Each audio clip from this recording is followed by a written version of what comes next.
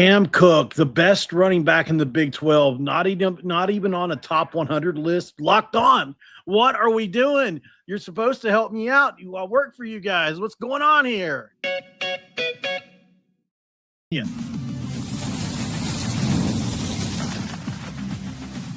You are Locked On West Virginia, your daily podcast on the West Virginia Mountaineers, part of the Locked On Podcast Network, your team every day.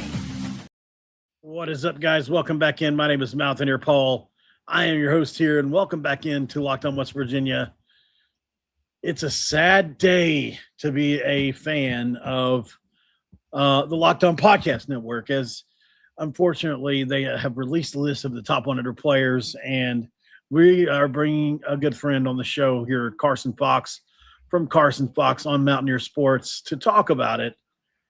And we're going to dive into that in just a second. First of all, we have a few things to talk about on the show today. Carson was supposed to come on and react to some of the stuff from earlier from Crane and Company, and he's actually the person that tipped me off about their sayings about West Virginia earlier today. So we're going to let him go off on a couple of things here, addressing the 3-9, addressing Maryland as where the originating force behind West Virginia, country roads, and all that. But before I can let him unleash on that, we have to talk about Cam Cook first. So that's where we're going to begin. And thanks for making Locked On West Virginia your first listen of the day, and for being a part of the Locked On Podcast Network, the #1 sports podcast network, where we do love talking about the Mountaineers every single day. Going to be brought to you by FanDuel today. Join all the action at FanDuel.com to play Daily Dingus and make your free pick on hitting a home run this Major League Baseball season. All right. Carson, Locked On released a list of their top 100 players. And it's an interesting list, I will say. I saw the very last player on the list was Caleb Hawkins, the running back at Oklahoma State. And while he had an excellent year last year, truly, I mean, the North Texas running back, 25 rushing touchdowns. I get it. Great year. Cam Cook is a top 100 player in the sport. Is he not? Am I crazy? No, I definitely think he is, Paul. I've actually started my own college fantasy football league for this year, and was doing a lot of research today on kind of the players to get to familiarize myself with some players that I'm not so familiar with outside of the Big 12 or see West Virginia play. And Cam Cook is rated a top 10 running back in college fantasy football. So what that tells me is that that's a guy that's going to rush for anywhere, I have a feeling, in between 12 to maybe 1,500 yards. I don't know if he necessarily gets to 1,600 like he had last year at Jacksonville State, if he can push upwards of 16 touchdowns that he had with the Gamecocks last year. But for a guy who's 300 receiving yards as well, if you want to count 300 receiving yards. So he's going to chip in receiving, rushing. We haven't known who's going to be the punt returner yet. So who knows? Maybe he'll be doing kicks for the Mountaineers. So I definitely think so. He's going to be the star of this team, the Swiss Army knife of this team, top 100 player for sure. I think he's already a top 10 running back in college football and probably pushing into the top 5. I mean, I know there's some really good ones around the country. Kewan Lacey, Caleb Hawkins, as you mentioned, LJ Martin. But I think you got to put Cam Cook's name in there. So, I mean, I know there's a lot of other good players at a lot of other positions across these beautiful 50 states, the US of A. But Cam Cook, top 100 player for sure. Yeah, absolutely. And the list in and of itself it's a who's who of players. So I won't lie about that. I mean, it's a lot of really good players. And, I mean, you can look at, here's the first 10. And we'll just I'm just going to kind of rush through a couple of these, but just guys give you some context on who's who here. No argument with number 1, Jeremiah Smith, clearly probably the best player in the sport. Colin Simmons, an edge player from Texas. Leonard Moore, Notre Dame. Dante Moore, Oregon, no problem with that. Malachi Tony at Miami, definitely no problem with that. Trinidad Chambliss, no issues there. Cam Coleman, I don't know about that one at number 7. Kewan Lacey at number 8. Arch Manning, number 9. Dylan Stewart, number 10. And, that's kind of how that one goes. And then to get to the rest of the list, you've got Carter Smith, Trevor Gooseby, Julian Sayin, Ahmad Hardy, C.J. Carr, Jordan Seaton, David Stone, A.J. Holmes, K.J. Bolden, Jalen McClain, and it goes on and on. Obviously, all the way to 100. But, I mean, even if you look at the last – let's say look at the last 20 spots here.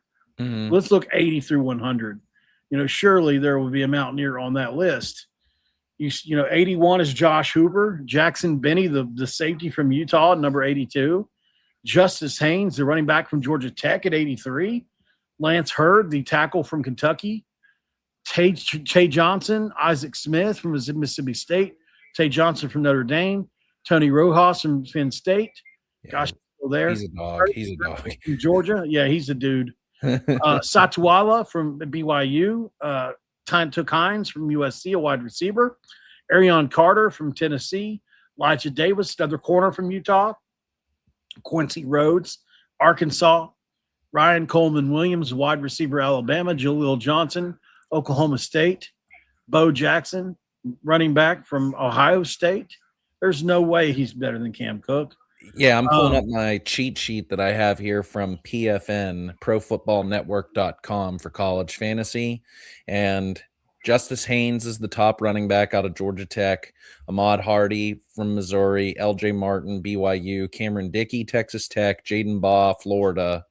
So going down the list here, Cam Cook is just outside the top 5 running backs in college football, but he's inside the top 10. So I think he's deserved right there in some of those names that you listed for sure. Another name on this list that's way too low, Noah Fafita at number 99. I would say that's probably pretty low for him. Would you put him as the best quarterback in the Big 12, Paul? I said that on my prediction show. I feel like it's between he and Mestamaker. Yeah, you got to give it to Mestamaker, I think, even though he's done it at the higher level. Devin Dampier, Utah. You might have him number 1. I mean, I would still give it to Mestamaker based on the NFL projections he's getting.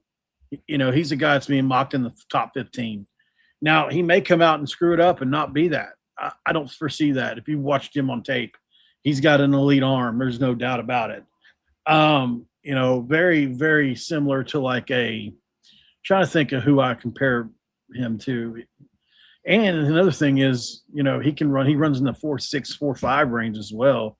Mestamaker. He's a great athlete and a great story. Maybe the best story in the sport when you consider where he came from. Didn't have a single offer coming out of high school, not even one. And his trainer, who he had gone to for training, went to North Texas, Eric Morrison, said, "Hey, man, I got one here that's really good." And that's the only reason he even got a shot. Either way, we're here about talk about Cam Cook. Here's my thing about Cam Cook. And I mean, what does a running back need to do to be considered a top 100 player in college football? Lead the nation in rushing. Done. Force 100 missed tackles. Pro Football Focus has been tracking that since 2014. Only 4 running backs have ever done that. 101 tackles for him forced. Bijan Robinson was the first one to ever do it. The second one to ever do it was Cam Skattebo. Third one to ever do it was the kid from Boise State, right? I mean, look, yeah, I mean, Ashton Jeanty. There's really not many players that ever at the running back spot in the last few years better than him. And then number 4 is Cam Cook. So, that's, in my opinion, insanity, right? And then you look at the fact that 2,000 yards from scrimmage, just a few yards off from that, almost 20 touchdowns at 16, Conference USA Player of the Year, preseason All Big 12, preseason All-American. That's not enough. I mean, Cam Cook was left completely outside the top 100, not outside the top 25, not outside the top 50, outside the entire top 100. And I'm going to be completely frank here with you. He was robbed. I feel like he was robbed. This isn't just Mountaineer Paul defending a West Virginia player because he wears a flying WV. I'm going to show you the production and the advanced numbers, the national recognition he's already received, Carson, and we can discuss more about this. How is this possible? I think this is another case in point, Paul, of just the national, even sometimes the regional conference media, sometimes just forgetting about West Virginia. And I can understand it. It's been a very long time since West Virginia's challenged for a conference championship. Behind Rutgers has been the team that's been out of the national rankings for the longest stretch of time. Like, it's been a very patient, very exhausting period of time, going from when West Virginia was just knocking on the door of winning that Oklahoma game at home to punch its ticket to the Big 12 championship game in 2018. Nailed it on the head. So to now, at this point in time, what's the West Virginia's over-under win totals for the season? 5.5. Everybody outside about you and me and out there, and we'll talk about the guys who are, naysaying already today. But it's just there's a lot of people who don't buy into West Virginia no matter what they've done. They have to prove it on the field, and I can understand that argument. I hear that on on the comments and a lot of my videos of prove it. You got to prove. And I tell myself that sometimes too, is like I'm saying like you, myself, and others who make content about West Virginia sports is they have to prove it to us, the fans, that like everything that we talk them up and say, oh, they can do this and they deserve that accolades. Well, you go out there and you win, and that takes care of it. So that's ultimately all at the end of the day. That Cam Cook, we can defend and, complain and moan and say, hey, Cam Cook deserves this and does that. But if his play does the talking, we don't need to talk about that. The nation's going to understand that. So go out there, perform, win, compete, and then it all takes care of itself. ESPN credited him with, listen, he had a first-team all-conference season after contact. It's insane when you look at it. Cam Cook had 1,075 yards after contact, 84 first downs, 54 runs of at least 10 yards. That led the country. He finished among the top 3 nationally in all 3 categories. Once again, top 3 nationally in all 3 categories. Think about what that means. That means defenders knew he was going to get the football. Jacksonville State kept giving it to him. Opposing defenses still loaded up to stop him with 8 and 9 in the box and still could not consistently bring him down. So when I see a list claiming to identify the best 100 guys in college football and Cam Cook is not included, I just have a question. What are we evaluating? Because if the country, leading the country in rushing, forcing 100 missed tackles, scoring 16 touchdowns, 1,075 yards after contact, 84 first downs, 54 runs of at least 10 yards or more, if that doesn't earn a place on the top 100, what would? Because it certainly appears name recognition and conference affiliation and helmet logos mattered a bit more than actual production, in my opinion.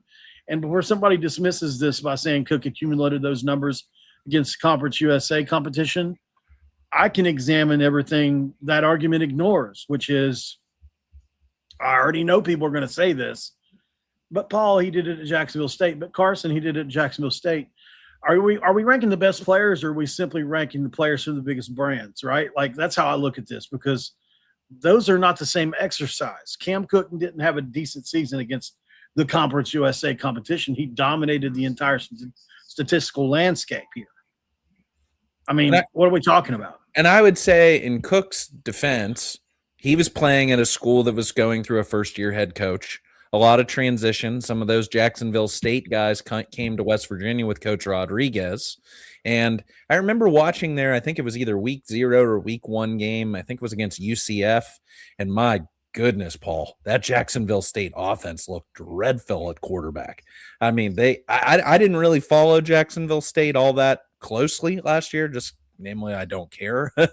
But I mean, love college football, but it wasn't like I had my eye on Jacksonville State for any reason. So I know they transitioned, to a similar offense. Rod Smith's their offensive coordinator now at Jacksonville State, head coach Trickett on the offensive line. So kept a lot of the same principles, I'm sure, is what, then we've talked about this and others have talked about this, is it will be a pretty seamless transition for him into Morgantown. Cam Griffin, Bubba Grayson blocking up in front of him, Coach Trickett on the offensive line. So it's not like he's going from a pro style set offense to now coming over to West Virginia. It's going to be the spread read option attack. And I think probably the most unsung thing here is that Michael Hawkins is going to be his quarterback, who's a dual threat, who's going to take the pressure off him.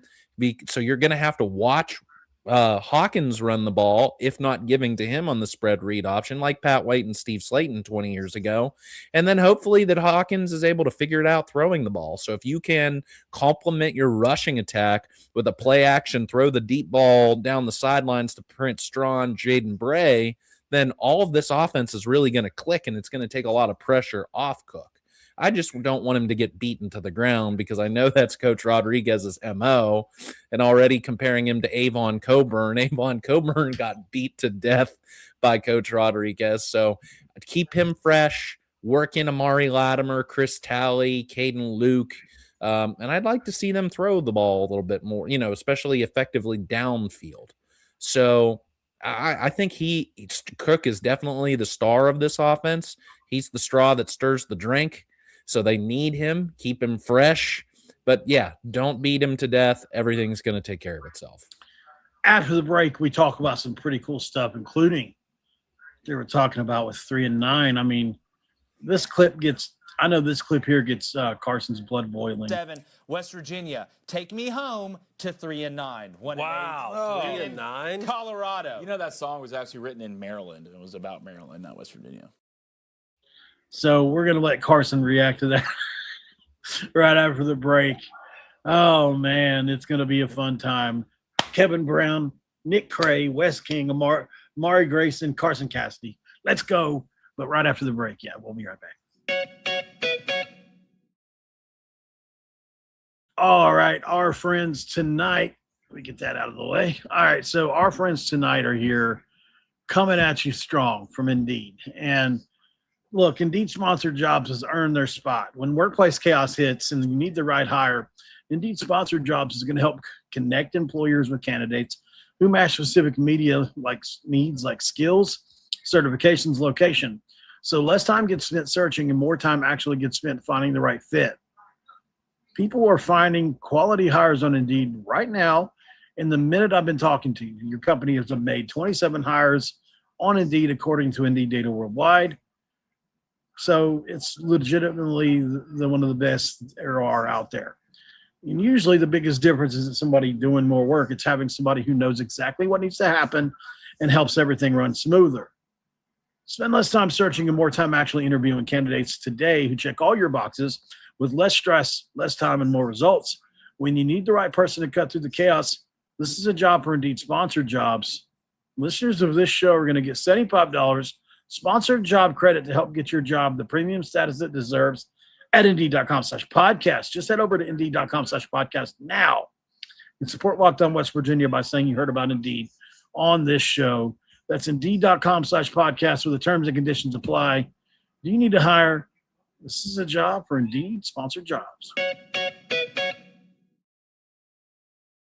And, of course, in segment 2, Carson and I are going to crack our deuce here for you and talk a little bit about another subject that's close, near, and dear to my heart.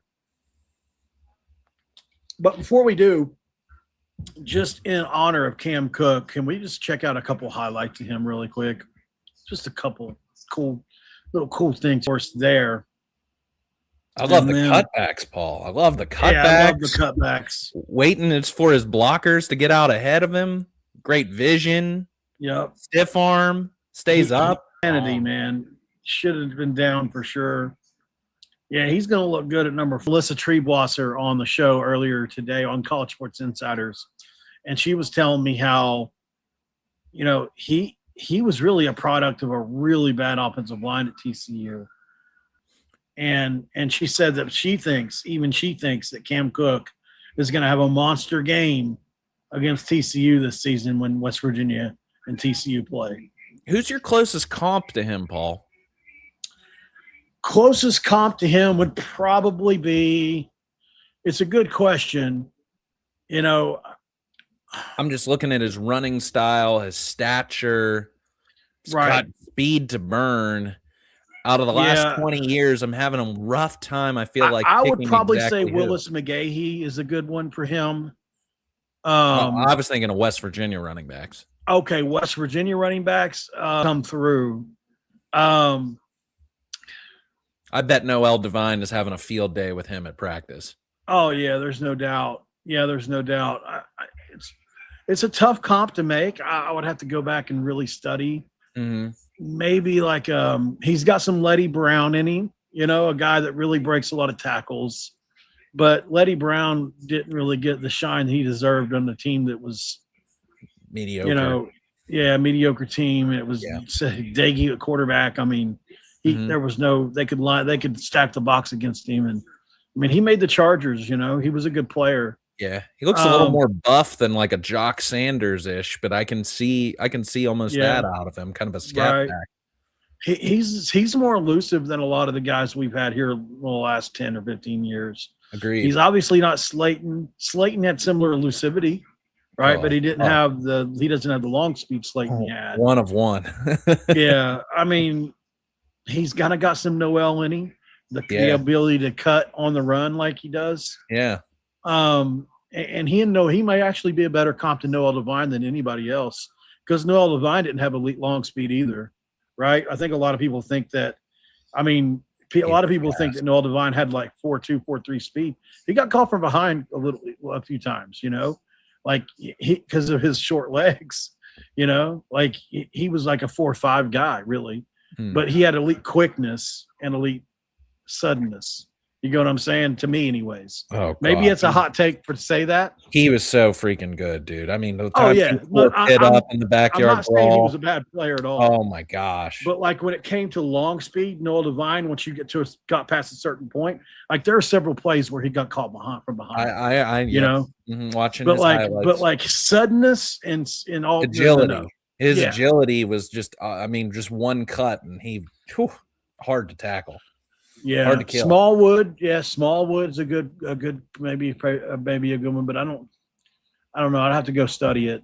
But yeah, let's get into this next topic though, because for those of you that are just joining, and I want to make Carson mad before he dives into this. 7, West Virginia, take me home to 3-9. Wow, 3-9, Colorado. That song was actually written in Maryland, and it was about Maryland, not West Virginia. Yeah. So two blows there. Shots fired. Carson, take off. Paul, I'm disappointed. I really am, because for one thing, so I've been a Daily Wire subscriber for the last 4 years. So I've been listening to the Crane and Cone guys for a long time before they joined On 3 previously.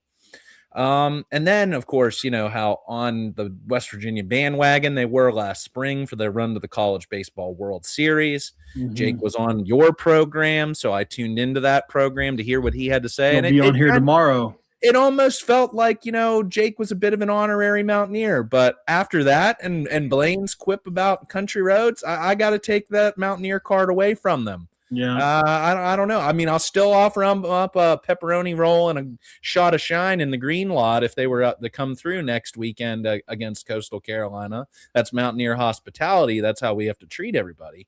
But man, I really thought that they had more respect and, fandom for West Virginia than just that.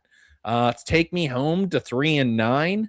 I think another case in point example of the national media just kind of again losing sight of West Virginia, thinking they're in the MAC or something like that.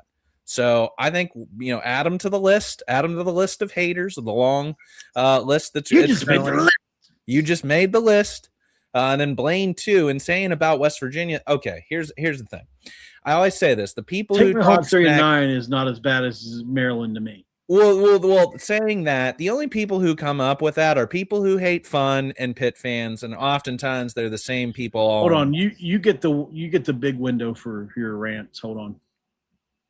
Oh, that's okay. But here's the thing: John Denver flew in on a helicopter. My dad was there to open up what is now Milan Pushkar Stadium back in 1980.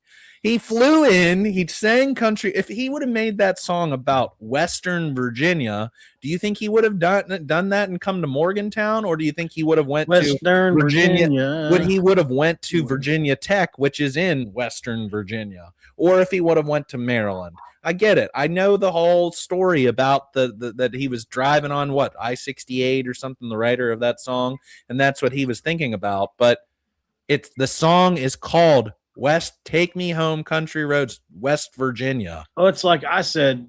Okay, What? let's say I made a new bottle of a new type of Mountain Dew called Mountaineer Paul, or MP for short. Or It's inspired by Mountain Dew though, and people that would drink my Mountain Paul. MP would say, well, that's really just Mountain Dew, right? Like that's not Mountaineer Paul at all. And I would say, no, it's inspired by Mountain Dew, and therefore Mountain Paul. So here's what I got to say. I think that these guys were just doing a little bit of trolling. They know how fiery the Mountaineer fan base is. I just can't believe I just so happened to be driving into work this morning, queued that up because I saw that they were doing an ACC Big 12 prediction show, and that happens. I'm going to spit out my morning coffee, Paul. I was like, what?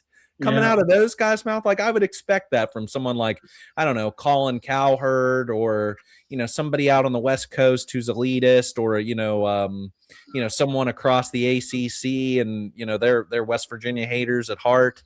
But for those guys, I mean, those Southern gentlemen, to be talking that disrespect on West Virginia's name, I got some things to say about those guys now, Paul. Yeah. And it's understandable, right? I get it 100%. Well, no, they can kick you while you're down, but I mean, I understand where you're coming from. Yeah, kick us while we're down, because wait till we get back up, and we about to be back up. He did tag me and said, waking up to Blaine starting a war with West Virginia fans over country roads was not on my bingo card. Mountaineer Paul shouldn't have done it. Don't wake us sleeping. In the comments, people said, freaking couch burners. If anybody can fight that battle, it might be Blaine. They're wannabes. I mean, think about it. Most of the folks who are burning couches are coming in from New Jersey just because they want to take part in all of the fun. Absolutely. That's what happened. Interesting question from Blake Green in the comments. What do y'all think Garrett Green puts up on Rich Rod's numbers, Rich Rod's offense numbers wise? That's a good question. I think really good. We'll go to break really quick and answer that right after the break here. Stick around. All right, guys. FanDuel kicking it with you. Look, we know what they are. We know what they do. And if you're a baseball fan, you kind of know who's going to hit the home run today, right? FanDuel is going to give you a free chance to call your shot with Daily Dingers. It's an easy way to play. All you have to do is make your free pick, and it's a free pick. So why wouldn't you make it on who's going to hit their home run this day? If you're correct, you get some pretty cool stuff. It's easy to play. You just make your free pick for who you think is going to hit the home run. If you're right, you'll receive a profit boost to use on your next bet for a chance at extra winnings.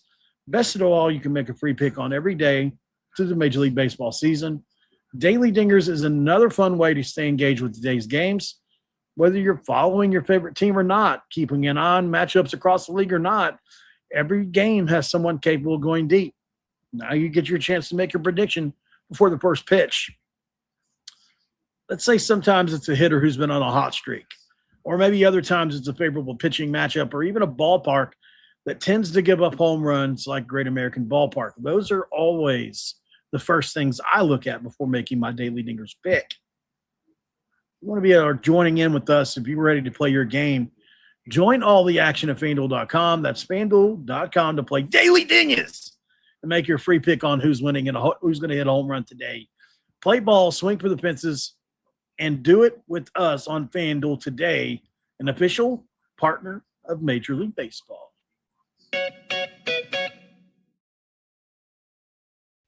It's segment 3. Come along with me. It's the Milkman, the Paperboy, and MTV. Back with our familiar friend, it's Carson. Coming around the bend here to your house to talk a little bit more about this question we got from the comments. It's actually a good one. Garrett Green and Rich Rod's offense. Let's say even last year, how would he have done? Ooh, if he got another year's worth of eligibility. Because I honestly think his 2023 numbers, when he was one of the most effective downfield passers in the country, alongside being healthy and rushing the ball, I think they'd have been about the same, maybe a little bit more. because of the number of quantity of plays that you'd play, up tempo. And Garrett Green was really good in 2023. Played a pretty tough schedule. Remember, Penn State and Pitt in the same year. And just what dogged, I feel like it was a couple of things that really dogged Penn State or Garrett Green is when he didn't get the reps. And I mean, granted, he was just a redshirt freshman at the time. But I always say this, if Jarret Doege in 2021 doesn't beat Iowa State and then doesn't beat Texas, Garrett Green should have gotten the second half of that 2021 season that was, belaboring the point, whatever. Here's why. Neil Brown had already gotten a contract extension, so you could play the long game there. Then coming into 2022, you've gotten Garrett Green some experience. You're not throwing who would be a would-be first game starter in 2022. Country Roads Trust in West Virginia doesn't have to throw the entire NIL paycheck at JT Daniels. You can invest in the cornerbacks. You can invest elsewhere on the field. Start Garrett Green. See what you got that year. And then by 2023 and beyond, because he got then an extra year's worth of COVID eligibility in a red shirt for 2024, he's even more of a seasoned vet. But what held Garrett Green back, that and the injuries. Turnovers too, yeah. At his size, hard to compete in today's world of Power 4 football. I think he came into the 2024 season hurt in that Penn State game, got beat up worse. By the K-State game, he was pretty much done already for the season. For whatever reason, Neil Brown went back to him for that Baylor game. That was kind of like this is your last stand, kind of stuck by him because he was a fifth-year senior. And when he should have stuck with Nico Marchiol, and the rest is history. That's all she wrote. But I think, in Coach Rodriguez's system, again, depends upon, was he playing behind the same line that Nico and Jalen Henderson and Scotty Fox were last year? Because I don't know if he would have done much better because that line was absolutely horrible. But it's fun to think about. 2023 numbers for Garrett Green, 2,400 yards passing, 16 touchdowns, 4 picks. Take that, even though his completion percentage was really bad. He didn't throw over the middle. He couldn't throw over the middle of the field. 772 rushing yards and 13 more touchdowns. So that bumps him up to 26, 29 touchdowns. So that's 29 touchdowns and 4 interceptions, man. It's elite. To 2024, not 2,300 yards, 15 touchdowns, 12 interceptions. Yep. He had another 700 rushing yards and 6 touchdowns. Completion percentage did move up to 60. But, if they could have got him to 65 or so and then cut down the turnovers, that was his sweet spot. I do think he just needed one more year and on a better team. Unfortunately, Neil just didn't get – say what you want. He just didn't get the funding that he needed to really compete. He just didn't. Right? Compared to other places.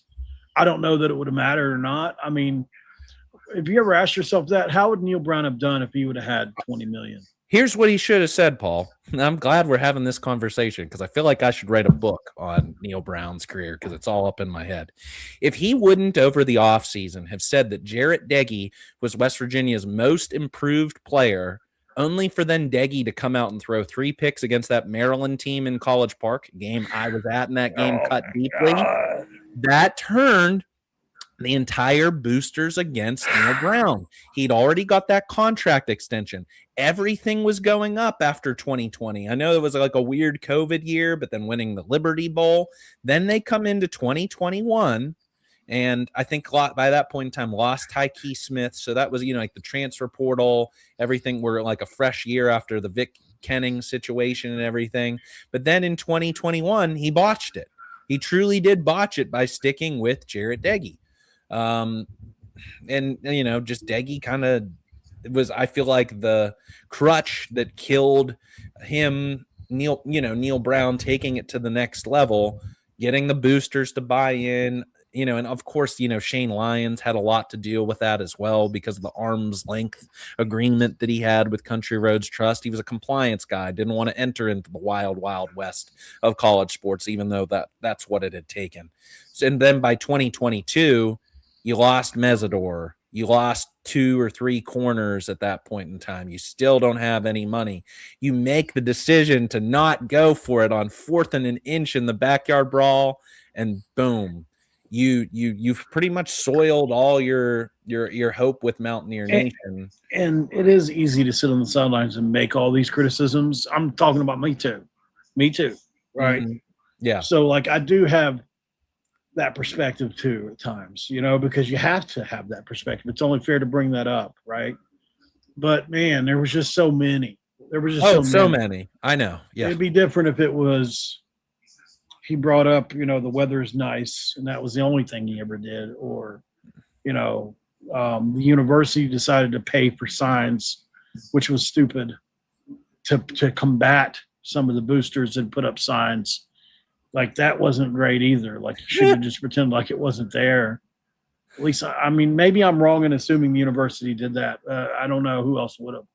Maybe it was other boosters. Maybe I should say other boosters that were on the university side that did this. But, because the university's probably not going to do it. But either way, it was definitely tumultuous.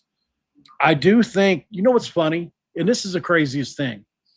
Neil Brown has a more talented quarterback this year at North Texas than he ever had at West Virginia.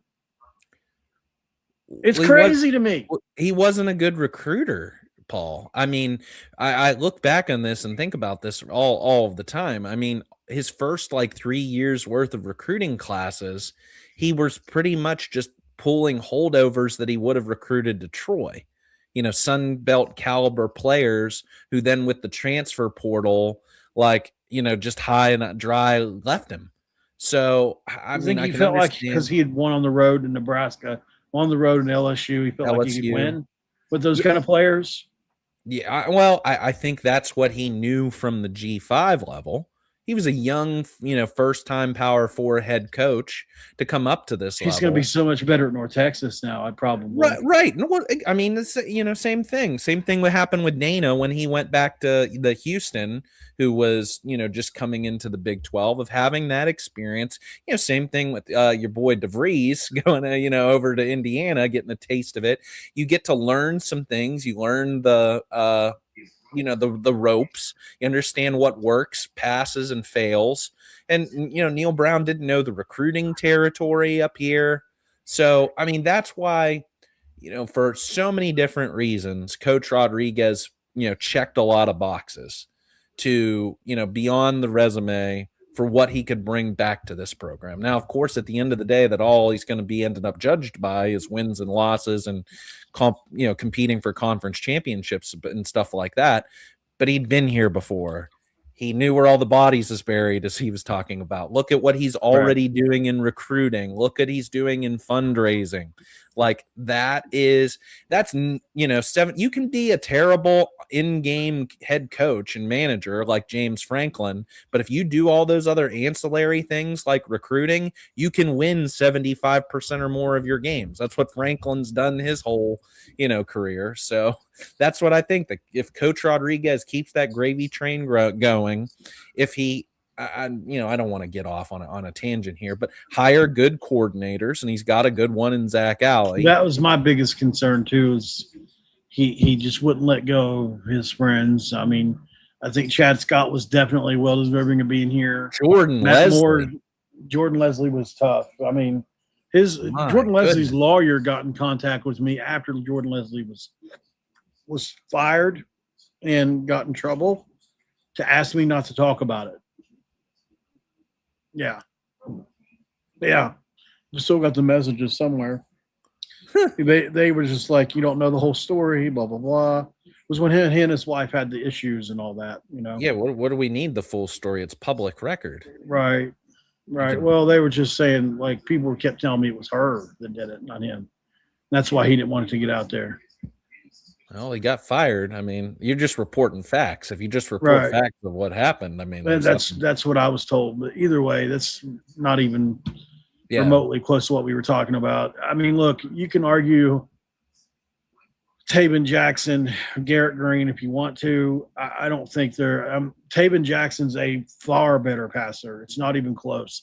That's why he absolutely destroyed us last year in the UCF game. I think Taven Jackson will have a year this year that will be monstrous. I think Taven Jackson will be maybe the best. He'll be one of the best Group of 5 quarterbacks out there. Group of 6. Man, wouldn't I wonder if Nico's kicking himself for not going there now. He's got so much talent around this kid. Taven Jackson's got legitimate Power 4 starters all around him. Yeah. He's got Jaheim White in the backfield. It's insane, man, what North Texas did. And that, I mean, they really invested. You know, I don't know how they did it. I don't know why. I guess maybe they saw a small window to potentially get better. I mean, they brought in a lot of guys, 52 guys or whatever it was. I mean, they got a Texas transfer. I remember they got a Cal transfer that's really good, a graduate transfer. The kid, the Grayson O'Bara kid, the wide receiver that was at Dartmouth that had a monster season for Dartmouth is going to be a stud. Like I should do an episode of Neil Brown at North Texas because he's going to be successful there. He really is. Eric Morris left it in such a pristine spot, right, that he's going to be able to do what he did at Troy there at a higher level because they've got better funding, better location, better recruiting pool. Well, the Alabama recruiting pool is pretty elite, but the Texas is just a bit better, you know. Quick. I don't want to get in the back and forth about what Neil Brown's recruiting and stuff like that. I'm just talking about in totality. Yes, did find some gems. Zach Frazier, Wyatt Milam, but those were 2 in-state kids. Milam 4 stars, Zach Frazier. Anybody he had to work for had to go actually outside the state. Right. Name some good ones from outside the state that stayed as well. Yeah. Keem Mesidor didn't stay. Tykeek Smith didn't stay. Like all these dudes never stayed. Anyways, we got to go. Thank you guys for being here. It's been a blessing having you on, Carson, to talk about this. I will be on with Jake Crane and his brother tomorrow, 2 separate shows. Don't know what we'll talk about. We'll figure it out. Guess we'll just discuss what they said of it. Yeah, they got to defend. They got to defend themselves now, Paul. I mean, they got to defend themselves. 3-9 and 4-8 with all the facts that prove otherwise that West Virginia is going to be better. I don't know how they're equal to or worse. It's insane. Carson, tell everybody where they can find you. Yeah, thanks a lot, Paul. Yeah, appreciate you having me on. If you want to check out my YouTube channel as well, it's Fox on West Virginia Mountaineer Sports. And tell your friends, tell your family, tell your dog that I do this each and every week and have a lot of fun doing it. Hide your kids, hide your wife. Oh, all right. Just to make you guys smile one more time, here's a Cam Cook run before we get out of here tonight. Thanks for making Locked On West Virginia your very first listen of the day and for being a part of the Locked On Podcast Network. We love talking about the Mountaineers every single day. It's been great. Do this in the Big 12 this year. Heck, I can't wait to see against Coastal. I think he goes for 180 and 3 touchdowns in the first game. I'll be there, Paul. Looking forward to it. Got my tickets. All right, man. Thank you guys for being here. We'll talk to you tomorrow. Make sure you're checking out the Locked On College Football next for your next listen. And we'll see you on the next one, where we don't ever want you to forget the one and most important thing. Don't forget to cue those country roads.